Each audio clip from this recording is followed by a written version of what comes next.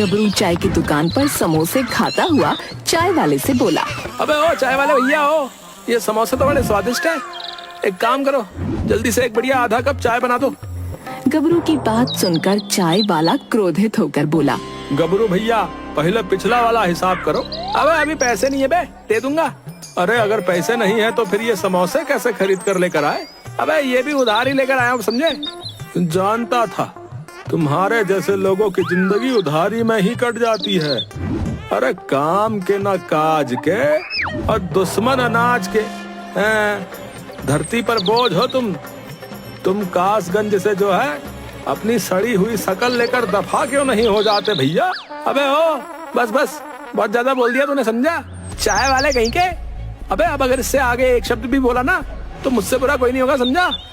तभी वहाँ पर रतन, जो कि गबरू का लंगोटिया यार था और छोटी मोटी चोरियां करता था, आकर बोला, क्या बात है गबलू भैया, ताहे को चाय वाले पे गुत्ता कर ले हो? अबे तुम्हें क्या बताऊं यार, ये 2 कौड़ी का चाय वाला अबे मेरी रिस्पेक्ट ही नहीं कर रहा यार। मतलब तुम्हारा अपमान कर रहा है। हाँ वही। अरे भाई, अपमान तो उसका किया जाता है जिसका कोई सम्मान हो। अबे क्या मतलब है बे? तभी रतन गुस्से से बोला, ओ गबलू, तुमने कुछ दिनों पहले ना मुझसे पैसे उधार लिए थे और आज तक नहीं लौटा है।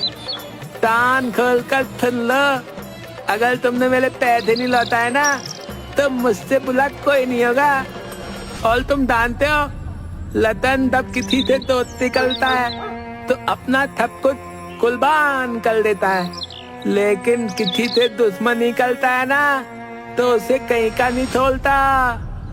अचानक क्रोधित होकर रतन की ओर देखकर बोला, अबे ओ, तुम सिर्फ अपने लंबे होने का फायदा उठाते, समझे? मैं नाटा हूँ ना, इसीलिए तुम मुझसे अकड़ कर बात कर रहे हो, समझे? ओ, तुम्हारा खलील तो दलूल नाता है, लेकिन तुम्हारी जुबान कितनी लंबी है, तभी थोता है तुमने। रतन की बात सुनकर गबरू पैर पटकता हुआ कासगंज से बाहर निकल गया। वो कुछ दूर ही चला था कि तभी एक भिखारी की आवाज गबरू के कानों में टकराई, ईश्वर के नाम पे मुझे कुछ दे दे बेटा। गबरू उस भिखारी से बोला, अबे ओ, मेरी हालत भी तुम्हारी तरह ही है, जेब में एक फूटी कौड़ी नहीं, समझे? समझ गया, इसका मतलब तुझे मेरे वरदान की जरूरत है। साधु की बात सुनकर गबरू गुस्से से बोला, अबे खुद तो भीख मांग रहा है और मुझे वरदान देने की बात कह रहा है? अबे भीख तो मैं अपने शौक के लिए मांग रहा हूँ, वरदान तो मैं मुफ्त में दे देता हूँ। अच्छा, तो तू मुझे क्या वरदान दे सकता है बे भिखारी? है बे? कर भला तो हो बुरा, मैं तुझे वरदान देता हूँ कि कर बुरा तो हो भला। अबे ये क्या उल्टा सीधा बके जा रहा है बे तू भिखारी? है बे? तू सीधे सीधे बताएगा कि वरदान क्या है बे? गबरू की बात सुनकर अचानक भिखारी क्रोधित होता हुआ बोला, तू आज से जो कुछ भी बोलेगा वो हो जाएगा, इससे आगे मैं कुछ नहीं बता सकता, क्योंकि तू बार बार मुझे भिखारी कहकर अपमानित कर रहा है।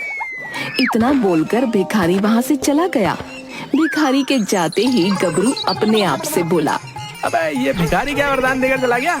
मेरी तो कुछ समझ में नहीं आ रहा है। बस इतना ही समझ पाया हूँ कि अगर मैं कुछ भी बोलूंगा तो उसका बुरा ही होगा।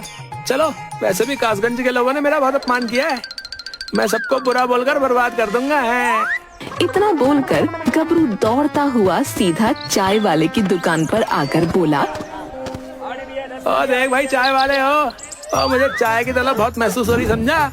जल्दी से मेरे लिए बढ़िया सी चाय बना चल। अरे कितने बेशरम हो तुम गबरू भैया, हैं? फिर आ गए? पहले पिछली उधारी चुकाओ, उसके बाद ही चाय मिलेगी। हाँ अबे तू मुझे जानता नहीं बे, चाय वाले कहीं के है बे? अगर मैं कुछ भी बुरा बोलूंगा ना तो तेरे साथ वही हो जाएगा, समझा? अरे अब ये कौन सी नई नौटंकी लेकर आए हो? है? कुछ देर पहले तो भीगी बिल्ली बनकर यहाँ से भाग गए थे, अचानक शेर कैसे बन गए भाई? सुनो भाई गबरू, तुम चाहे जितने भी शेर बनने की कोशिश करो, लेकिन तुम रहोगे बिल्ली ही, क्योंकि तुम हो ही इतने नाटे। चाय वाले की बात सुनकर चाय की दुकान पर बैठे हुए लोग गबरू के ऊपर हंसने लगे। लोगों को अपने ऊपर हंसता देख गबरू बुरी तरह से क्रोधित होकर चाय वाले से बोला, अबे तो तुझे मेरी बात पे विश्वास नहीं है? ठीक है, तेरी चाय की दुकान पर अभी आग लग जाएगी, समझा? मगर ऐसा कुछ भी नहीं हुआ। ये देखकर चाय वाला चाय बनाते हुए जोर जोर से हंसते हुए बोला, भैया मेरी चाय की दुकान पर आग तो नहीं लगी, लेकिन तुम्हारा चेहरा देखकर लग रहा है कि आग तो तुम्हारे अंदर लगी हुई है, लेकिन कहाँ ये तो तुम बता ही सकते हो। इतना बोलकर चाय वाला जोर जोर से हंसने लगा। तभी एक तेज हवा का झोंका चूल्हे से टकराया। चूल्हे से निकल रही आग सब तरफ फैल गई और देखते ही देखते चाय की दुकान पर आग लग गई। अरे अरे अरे मैं तो लुट गया, मैं तो बर्बाद हो गया। अरे नास पीटे गबरू, तू तो वाकई काली जुबान लेकर आया है रे। ए देखा बे, मुझसे पंगा लेने का अंजाम बे है बे। इतना बोलकर गबरू अकड़ता हुआ वहाँ से चला गया और एक तरफ बैठकर बोला, उस भिखारी का वरदान तो वाकई काम कर गया भाई। मैंने चाय वाले से कहा कि उसकी दुकान पर आग लग जाएगी और वास्तव में आग लग गई। अब मैं किससे बर्बाद करूं बे? तभी गबरू की नजर झुमरी पर पड़ी, जो कि रिक्शे पर बैठकर कहीं जा रही थी। गबरू झुमरी को निहारते हुए अपने आप से बोला, अब मुझ में ऐसी शक्ति आ गई है कि मैं किसी का भी बेड़ा गर्क कर सकता हूँ। क्यों ना मैं झुमरी को डरा धमका कर उसे शादी के लिए मना लूं। इतना बोलकर गबरू दौड़ता हुआ झुमरी के पास चला गया और रिक्शे वाले से बोला, अबे ओ रिक्शे वाले, यहीं रोक ले। गबरू की बात सुनकर रिक्शे वाले ने रिक्शा रोक लिया। रिक्शे पर बैठी हुई झुमरी गुस्से से गबरू से बोली, क्या बात है गबरू, अब तुम्हारी इतनी हिम्मत हो गई कि तुम रिक्शे वालों पर दादागिरी दिखाने लगे। मैं तुमसे प्रेम करता हूँ। कितनी बार कहा है गबरू की प्रेम करने के लिए अपने साइज की ढूंढो। अरे 1.5 फीट के तो तुम वैसे ही हो, तुमसे कहीं ज्यादा तो मेरी टांगे लंबी है। अबे ओ, तुम मेरा अपमान कर रही है झुमरी। अब अगर तुम अपनी सड़ी हुई आलू जैसी शक्ल लेकर यहाँ से दफा नहीं हुए ना, तो फिर मैं तुम्हारा अपमान नहीं बल्कि मेरी चप्पल अपमान करेगी। झुमरी की बात सुनकर गबरू गुस्से से झुमरी से बोला, बहुत गुरूर है ना तुम्हें अपनी टांगों पर। जब यही टांगे रिक्शे से उतरकर टूट जाएंगी ना, तब तुम्हें पता लगेगा। हाँ। इतना बोलकर गबरू वहाँ से चला गया। झुमरी अपने आप से बोली, इस नाटे ने तो मेरा मूड ही खराब कर दिया। अब तो मेरा सहेली के घर जाने का मूड भी नहीं कर रहा, घर ही चलती हूँ। इतना बोलकर झुमरी जैसे ही रिक्शे से उतरी, अचानक उसका पैर मुड़ गया और झुमरी गिर पड़ी। झुमरी दर्द से कराहते हुए बोली, हाय तेरा सत्यानाश जाए 1.5 फीट। नाटकत के साथ साथ तेरी 1.5 फीट की काली जबान का भी सत्यानाश जाए। इस दृश्य को कासगंज का एक व्यक्ति बहुत गौर से देख रहा था। वो दौड़ता हुआ मुखिया के घर जाकर मुखिया से बोला, अरे मुखिया जी, तुम यहाँ पर बैठे हुए आराम कर रहे हो और वहाँ तुम्हारी झुमरी रिक्शे से गिर गई और उसका पैर टूट गया, और ये सब हुआ उस नाटे गबरू की वजह से। ये सुनकर मुखिया चौंकते हुए बोला, क्या उस नाटे गबरू में इतनी ताकत आ गई कि उसने मेरी बेटी झुमरी का पैर तोड़ दिया? अरे मेरी बेटी झुमरी उसे पैरों से ही कुचल कर मार डालेगी। हाँ नहीं मुखिया जी, आप समझ नहीं रहे। वो नाटा बहुत ही शक्तिशाली हो गया है। न जाने कहां से चमत्कारिक शक्तियां लेकर आया है। जिसके बारे में जो बुरा बोल रहा है वही होता जा रहा है। ऐसी बात है क्या? फिर तो जाकर देखना पड़ेगा कि उसकी काली जुबान मेरा क्या बिगाड़ पाती है। ऐसी मार मारूंगा कि अगले जन्म में 1.5 फुट से आधा फुट का ही पैदा होगा। हाँ। तभी वहाँ पर कुछ लोग झुमरी को लेकर आ गए। झुमरी के पैर में प्लास्टर बंधा था। झुमरी रोते हुए अपने पिता मुखिया को सारी घटना बताने लगी। पिताजी, उस गबरू को छोड़ना नहीं। तू चिंता मत कर झुमरी, उसने तुझे बुरा कहा है ना। आज के बाद ससुरा किसी को बुरा नहीं कहेगा, उसकी जुबान ही काट लूंगा। हाँ। मुखिया उस व्यक्ति को लेकर गबरू के घर पर चला गया। गबरू घर पर आराम से लेटा था। मुखिया को देखकर गबरू चौंकते हुए बोला, मुखिया जी, बगैर दरवाजा खटखटाए मेरे घर में घुसने की तुम्हारी हिम्मत कैसे हुई बे? अरे अभी मेरे इतने बुरे दिन नहीं आए कि मैं तुम्हारे जैसे चोरों के घर पर दरवाजा खटखटाऊं। अबे ओ देखो मुखिया, कुछ ही देर में मैंने सारे गांव में आतंक मचा दिया, समझे? हाँ, मुझे पता चला। तूने अपनी काली जुबान से चाय वाले की दुकान पर आग लगा दी और मेरी बेटी झुमरी का पैर तोड़ दिया। अबे ओ बकवास मत करो मुखिया, सीधे सीधे बताओ यहाँ पर क्यों आए हो? तुझे कासगंज से बाहर निकालने के लिए। तेरे जैसा पनौती जब तक कासगंज में रहेगा, कासगंज का कभी भला नहीं हो सकता। अबे ओ, सुना है कि तुम्हें अब आंखों से कम दिखाई देने लगा मुखिया? अगर तुम अंधे हो जाओ तो कैसा रहेगा? मैं कहता हूँ तुम अभी और इसी समय अंधे हो जाओ। गबरू ने इतना कहा ही था कि तभी मुखिया की आंखों में तेज दर्द हो उठा। अचानक उसे सब कुछ दिखाई देना बंद हो गया। मुखिया चीखता हुआ बोला, अरे तेरा सत्यानाश जाए 1.5 फुटिये, तू तो वाकई काली जुबान निकला रे। मैं तो सोच रहा था कि तू नई नौटंकी लेकर आया है, मगर ये कोई नौटंकी नहीं, ये तो सच निकला। अरे अब झुमरी का पैर टूट गया है और तू अंधा हो गया है। अब तो तुझे झुमरी के साथ मेरा विवाह करना ही पड़ेगा, क्यों है? इतना बोलकर गबरू घर से बाहर निकल गया। वो व्यक्ति मुखिया का हाथ पकड़कर उसे सहारे से गबरू के घर से बाहर लेकर आ गया। मुखिया जी, आपको क्या जरूरत थी गबरू को धमकाने की? बोला था ना आपसे कि वो जो बोल रहा है वही हो रहा है। अरे क्यों बकवास किया जा रहा है? तू ही तो आया था मेरे पास उसकी करतूत बताने के लिए।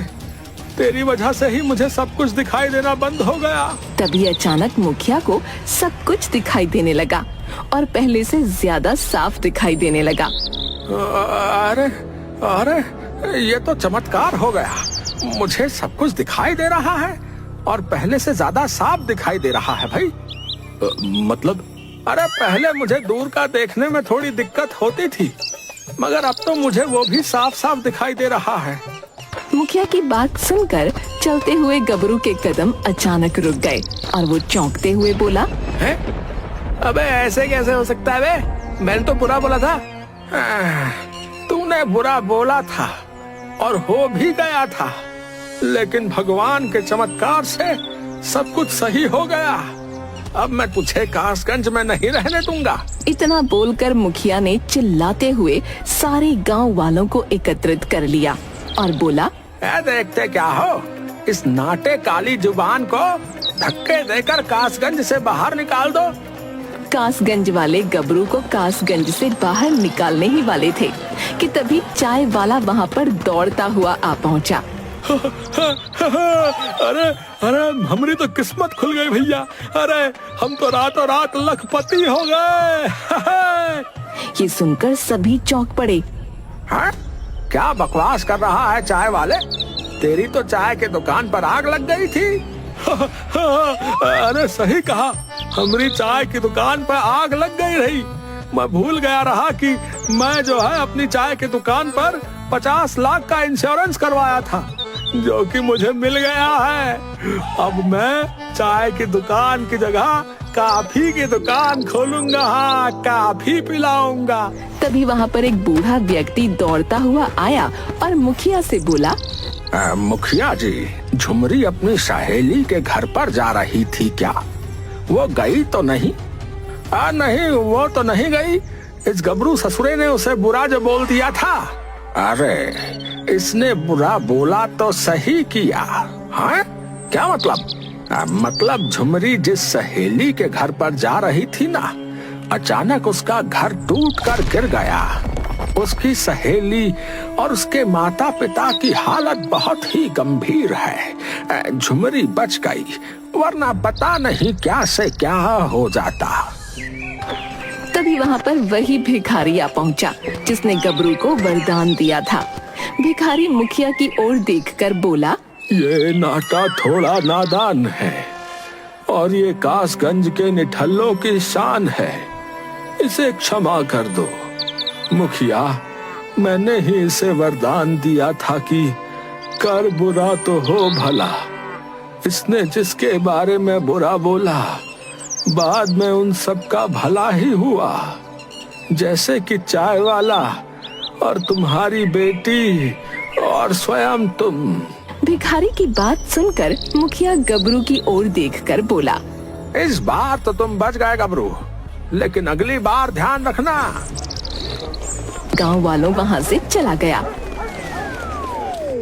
भिखारी मुस्कुराते हुए गबरू की ओर देखकर बोला, मूर्ख नाटे, अगर तू मुझे अपमानित नहीं करता तो मैं तुझे इससे अच्छा वरदान देता, इसीलिए मैं तुझसे ये वाला वरदान भी छीनता हूँ। इतना बोलकर वो भिखारी भी चला गया। गबरू बेचारा चुपचाप अपने घर पर जाकर अपने आप से बोला, अबे हाँ, ले ले अपना बेकार सा वरदान। लेकिन हाय, मेरी झुमरी हाथ से निकल गई। लेकिन तुम मेरी होकर रहोगी झुमरी, याद रखना। पता नहीं मेरे दिन कब बदलेंगे यार। अब निकल ले पतली गली से गबरू, नहीं तो बहुत पिटेगा। हाँ अबे हाँ, ठीक है जा रहा हूँ। झुमरी को लव यू कहना। मिलते हैं ब्रेक के बाद। हैं? तेरी तो रुक जरा।